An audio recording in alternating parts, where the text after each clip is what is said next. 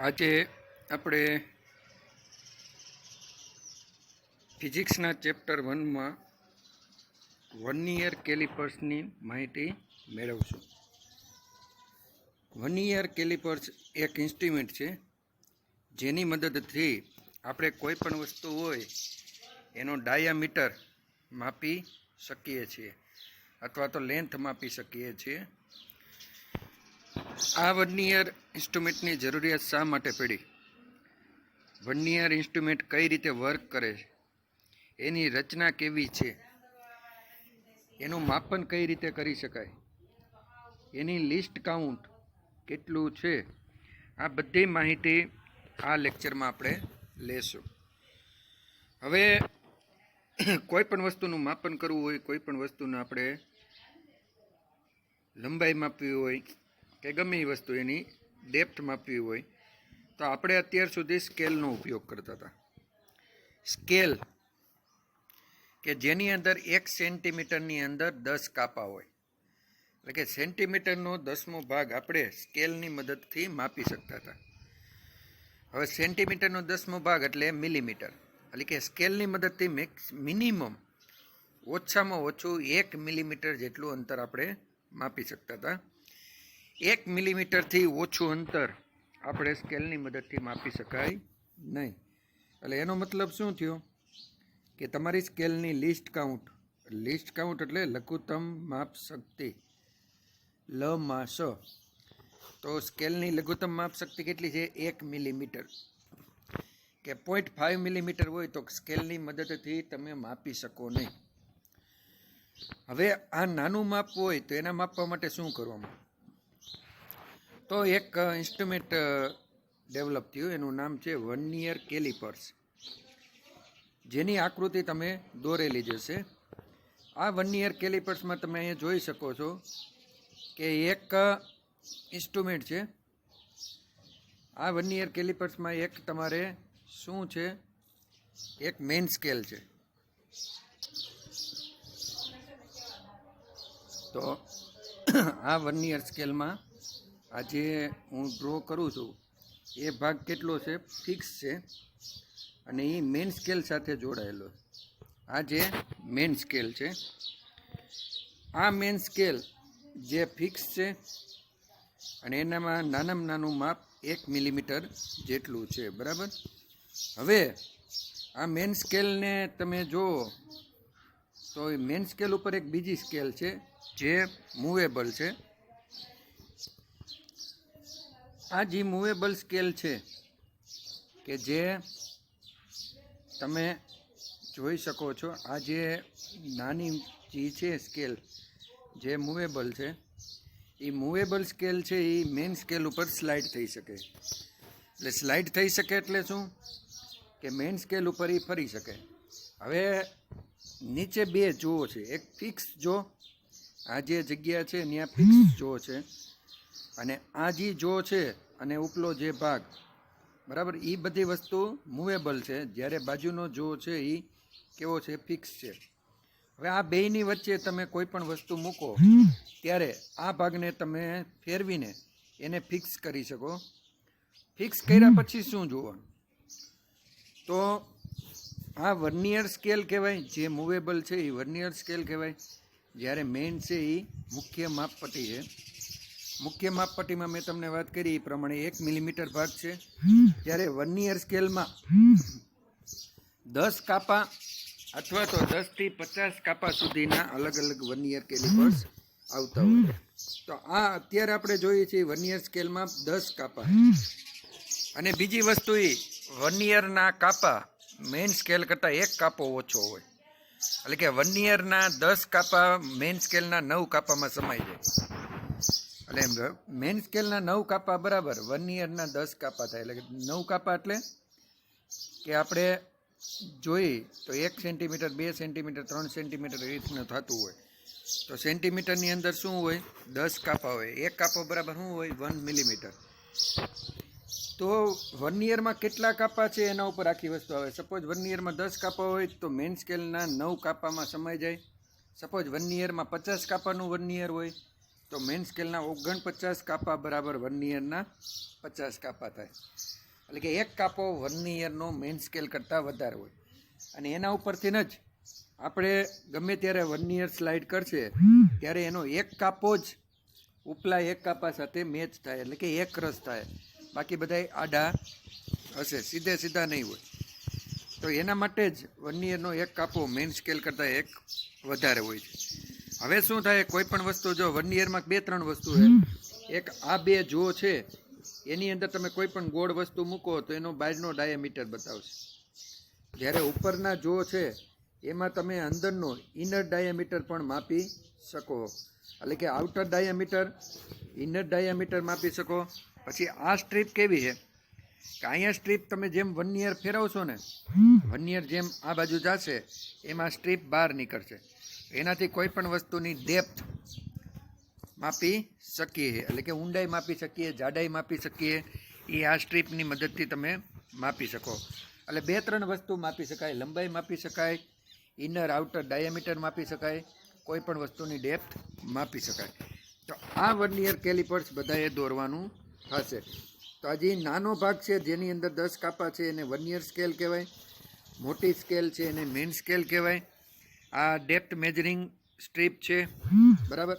આ આઉટર ડાયામીટરનો જો છે, આ ઇનર ડાયામીટરનો જો છે.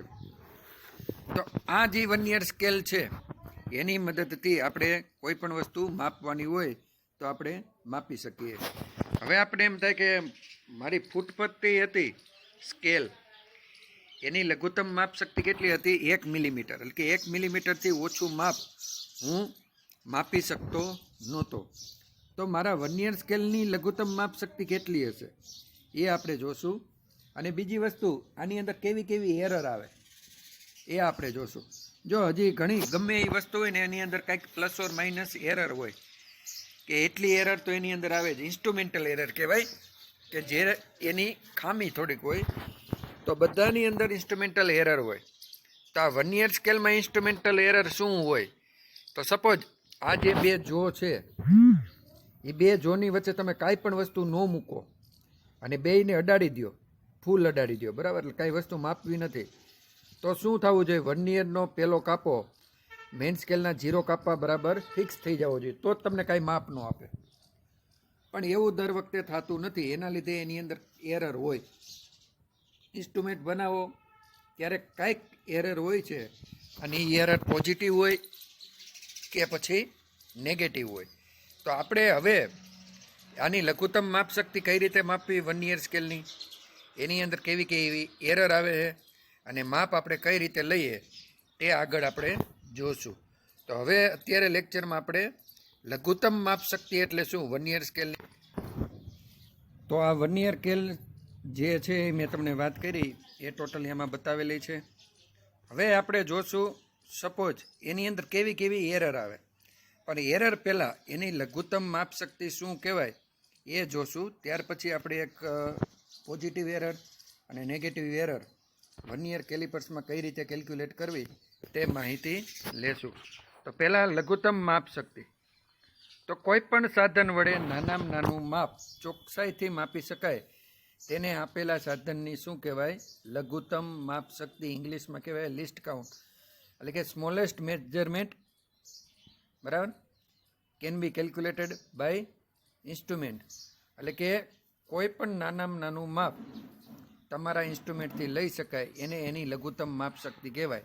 તો આપણે ખબર છે સ્કેલ હોય ફૂટપટ્ટી, તો એની લઘુત્તમ માપ શક્તિ કેટલી હોય? 1 મિલીમીટર. એટલે કે 1 મિલીમીટરથી નાનું માપ લઈ શકાય નહીં. જો બધાય વસ્તુની લઘુત્તમ માપ શક્તિ હોય એનાથી ઓછું માપ આપણે લઈ શકીએ નહીં. તો 1 યર કેલિપર્સની લઘુત્તમ માપ શક્તિ આપણે ગોતવી તો શું કરવાનું? તો લ માં સ, એટલે કે લઘુત્તમ માપ શક્તિ બરાબર મુખ્ય સ્કેલ પર એક વિભાગનું મૂલ્ય. મુખ્ય સ્કેલ એટલે આમાં જે ફૂટપટ્ટી હતી મેઇન સ્કેલ, એની ઉપર એક વિભાગનું મૂલ્ય, એટલે કે એક કાપાની વેલ્યુ જે આપણે શું કરી ફૂટપટ્ટીમાં 1 મિલીમીટર. પછી 1 યર સ્કેલના કુલ વિભાગોની સંખ્યા. તો 1 યર સ્કેલના કુલ વિભાગો 10 આપ્યો હોય તો 10 લખવાના, 50 આપ્યો હોય તો 50 લખવાના, 100 આપ્યો હોય તો 6. જેટલા કાપા 1 યર સ્કેલમાં આપ્યા હોય એ આપણે નીચે લખવાના. એટલે જેવું 1 યર સ્કેલ એ પ્રમાણે એની લંબાસ થાય. બરાબર. અમુક વર્નિયર સ્કેલ હોય એની લંબાસ 0.01 હોય મિલીમીટર, જ્યારે અમુકની કેવી હોય 0.005 સેન્ટીમીટર કેવી એની લઘુત્તમ માપ શક્તિ હોય. તો ફૂટની લઘુત્તમ માપ શક્તિ 0.1 મિલીમીટર છે, જ્યારે 10 કાપાવાળા વર્નિયર એટલે કે ઉપર 1 મિલીમીટર છેદમાં 10 એટલે કે 0.1 મિલીમીટર થાય. એને સેન્ટીમીટરમાં કરવું હોય તો 0.01 સેન્ટીમીટર. તો લઘુત્તમ માપ શક્તિ ગોતવા માટે કાંઈ નહીં, મુખ્ય સ્કેલના એક કાપાની વેલ્યુ એટલે કે 1 મિલીમીટર છેદમાં વર્નિયરમાં રહેલા કુલ વિભાગોની સંખ્યા, જે 10 હોય 20 હોય 50 હોય જે પણ હોય એ તમે મૂકીને એની લઘુત્તમ માપ શક્તિ ગણી શકો. હવે લઘુત્તમ માપ શક્તિ કોઈ પણ વસ્તુ છે એની વેલ્યુ હોય એને લઘુત્તમ માપ શક્તિ વડે ગુણવી ત્યારે એની મુખ્ય વેલ્યુ થાય. એટલે અત્યારે તમારું વર્નિયર સ્કેલ છે એની લઘુત્તમ માપ શક્તિ 0.1 મિલીમીટર છે અથવા તો 0.01 સેન્ટીમીટર. જો મિલીમીટરને સેન્ટીમીટરમાં કન્વર્ટ કરવા હોય તો પાછા 10 વડે તમારે ભાગવા પડે. તો અત્યારે આપણે સેન્ટીમીટરમાં કરશું. તો અત્યારે જે વર્નિયર સ્કેલ કર્યું કે જેની અંદર 10 કાપા છે એની લંબાસ 0.01 સેન્ટીમીટર છે. હવે આપણે જોઈએ બે પ્રકારની ત્રુટિ હોય, ઘન ત્રુટિ અને ઋણ, એટલે કે પોઝિટિવ એરર ને નેગેટિવ. ઘણા વર્નિયર કેવા હોય કે તમે જે માપ કરો એના કરતાં પણ થોડુંક માપ વધારે જ બતાવે, કારણ કે એની અંદર એરર જ એટલી છે કે તમે કાંઈ માપ ન લ્યો તો 0.1 જેવું કે ગમે એ માપ બતાવતું હોય. તો એ દર વખતે તમારે એટલી વધારે વેલ્યુ આવે તો દર વખતે તમારી બાદ કરવી પડે. એટલે કોઈ પણ વર્નિયર કેલિપર્સ હોય એમાં પોઝિટિવ એરર હોય તો તમારે ફાઇનલ તમારું જે રીડિંગ આવે ત્યારે એ પોઝિટિવ એરર એટલી બાદ કરો ત્યારે જ તમને એક્ઝેક્ટ માપ બતાવે. સપોર્ટ આપણે વજન કરવા જઈએ, આપણી પાસે ત્રાજવું હોય, ત્રાજવામાં આપણે વસ્તુ લીધી બધી જોઈખી, પણ એ ત્રાજવામાં જે કિલો છે કિલો માપ જ ન હોય. કિલો કરતાં થોડુંક, જોકે વેચવાવાળા કિલો કરતાં થોડુંક ઓછું જ રાખતા હોય તો એને નેગેટિવ એરર કહેવાય. તો આપણે શું કરવું પડે, એટલી વસ્તુ વધારે ઉમેરો તો જ એ પૂરી થાય. તો સેમ એના જેવું વર્નિયર સ્કેલ છે, એક સ્કેલ એવી છે કે જે માપ હોય એના કરતાં થોડુંક માપ વધારે બતાવે છે. કઈ રીતે? તો જો આ આકૃતિ તમે જુઓ, તો આ આકૃતિમાં મેઇન સ્કેલ છે. આ જે ઉપલી સ્કેલ છે એ મેઇન સ્કેલ છે. તમે જુઓ 1 સેન્ટીમીટર 2 સેન્ટીમીટર સુધીનું બતાવેલું, બધી વસ્તુ બતાવેલી નથી. તો આ જે મેઇન સ્કેલ છે એની સાથે નીચે મૂવેબલ સ્કેલ કઈ છે? Vernier caliper. એની અંદર 10 કાપા છે. તો આપણે અત્યારે શું કરશું, 10 કાપાવાળી વેલ્યુ જોશું. હવે કઈ રીતે ખબર પડે કે પોઝિટિવ એરર છે કે નહીં? તો જ્યારે તમે વર્નિયર કેલિપર્સમાં કાંઈ પણ વસ્તુ ન મૂકો અને બે જો નીચેના જે જો છે એને બેયને ભેગા કરી દો, એટલે કે આ બે જો, આ બે જોને તમે ભેગા કરી દો તો કાંઈ પણ માપ આવવું જોઈએ નહીં. તો અત્યારે આમાં જે બતાવે છે તો બે જો ભેગા થાય તો વર્નિયરનો 0 એટલે કે પહેલો કાપો અને મેઇન સ્કેલનો 0 એક રસ થવો જોઈએ, પણ નથી. જો તમે અહીંયા જોઈ શકો વર્નિયરનો 0 અને મેઇન સ્કેલનો 0 એક રસ થવો જોઈએ, પણ નથી થતો. તો કઈ બાજુ છે? જમણી બાજુ. અને જ્યારે વર્નિયરનો કાપો 0 મેઇન સ્કેલ કરતાં જમણી બાજુ હોય તો એને આપણે કહેવાય પોઝિટિવ એરર. હવે એ પોઝિટિવ એરર કેટલી છે એનું માપે આપણે લેવું પડશે, કારણ કે દર વખતે આપણે વેલ્યુમાંથી બાદ કરવું પડશે. દર વખતે આપણું વર્નિયર સ્કેલ એટલું માપ વધારે જ બતાવશે. તો આપણે શું જોવાનું, પહેલો કાપો તો મેચ નથી થતો, પછીના કાપા ગણવાના. બીજો કાપો, ત્રીજો કાપો ઉપલાથી એક રસ નથી થતો, ચોથો એક રસ નથી થતો, પાંચમો નથી થતો, અહીંયા છઠ્ઠો કાપો એક રસ થાય. આ જોઈ લ્યો, ઉપલો કાપો નથી આપણે અત્યારે ગણવાનો, નીચેનો છઠ્ઠો કાપો એટલે કે 0 પછી 1 2 3 4 5 ને છઠ્ઠો કાપો એક રસ થાય છે. તો પોઝિટિવ એરર કેટલી હશે? તો જેટલામાં કાપો વર્નિયરનો ઉપલા કાપા એરે એક રસ થતો હોય એ કાપો લખી નાખવાનો ગુણ્યા લઘુત્તમ માપ શક્તિ એટલે કે 0.01 સેન્ટીમીટર. એ બેને કેલ્ક્યુલેટ કરો એટલે શું થાય? 0.06 સેન્ટીમીટર એની પોઝિટિવ એરર કહેવાય. એટલે કે તમારું વર્નિયર દર વખતે એટલું વેલ્યુ વધારે બતાવશે એટલે કે બધી કેલ્ક્યુલેશન કરો, છેલ્લે તમારે એ ફાઇનલ રીડિંગમાંથી એટલું માપ બાદ કરશો ત્યારે જ તમને એક્યુરેટ રીડિંગ મળશે. બરાબર. તો આ થઈ ધન ત્રુટિ. ધન ત્રુટિ કઈ રીતે કે તમારો મેઇન સ્કેલનો 0 કાપો કરતાં વર્નિયર જમણી બાજુ હોય ત્યારે જે ત્રુટિ આવે એને ધન ત્રુટિ કહેવાય. એને દૂર કરવા માટે શું કરવાનું? વર્નિયરનો જે પણ કાપો મેઇન સ્કેલ સાથે એક રસ થતો હોય એ કાપો ગણી લેવાનો. એ કાપાની વેલ્યુ કરવા માટે એને લઘુત્તમ માપશક્તિ વડે ગુણી લ્યો એટલે તમને એની પોઝિટિવ એરર બતાવશે. જો અહીંયા આપણે લઘુત્તમ માપશક્તિ 0.01 સેન્ટીમીટર છે, પણ ઇન્સ્ટ્રુમેન્ટ બદલશે તો લઘુત્તમ માપશક્તિ પણ અલગ હશે. એટલે જેટલી હોય એટલા વડે તમે ગુણી શકો. હવે બીજી એરર છે ઋણ એરર. તો આની અંદર કેવું છે કે તમારો વર્નિયર સ્કેલ મેઇન સ્કેલ કરતાં ડાબી બાજુ હોય, એટલે કે વર્નિયરનો 0 મેઇન સ્કેલના 0થી ડાબી બાજુ હોય ત્યારે જે ત્રુટિ બતાવે એને ઋણ ત્રુટિ કહેવાય. અને એ ઋણ ત્રુટિની જે પણ વેલ્યુ આવે એ તમારે છેલ્લે રીડિંગમાં ઉમેરવું પડશે, કારણ કે દર વખતે એટલું માપ સાચા મૂલ્ય કરતાં કેટલું હશે? ઓછું હશે. તો હવે ઋણ ત્રુટિ કઈ રીતે લેવી તમને ખબર જ હશે. તો પાછું વર્નિયરનો કાપા ગણો. 0 પછીનો પહેલો, બીજો, ત્રીજો ને ચોથો કાપો ઉપલા કાપા સાથે એક રસ થાય. તો ઉપલા કાપા સાથે એક રસ થાય છે તો એક રસ કેટલો? 4 ગુણ્યા લઘુત્તમ માપશક્તિ એટલે કે 0.04. એ વેલ્યુથી આપણે વર્નિયર સ્કેલની ઋણ ત્રુટિ ગોતી શકીએ અને છેલ્લે રીડિંગમાં ઉમેરવી પડશે. એટલે ઘંટ ત્રુટિ હોય તો છેલ્લા રીડિંગમાંથી બાદ કરવાની, ઋણ ત્રુટિ હોય તો છેલ્લા રીડિંગમાં ઉમેરવાની. એટલે કે પોઝિટિવ એરર અને નેગેટિવ એરર. હવે એરર ખબર પડી ગઈ, લઘુત્તમ માપશક્તિ ખબર પડી ગઈ. હવે આપણે કોઈ પણ અવલોકન લેવું હોય તો કઈ રીતે લેવું? તો જો અત્યારે એક આ સિલિન્ડર મૂકેલો હોય વર્નિયર કેલિપર્સમાં.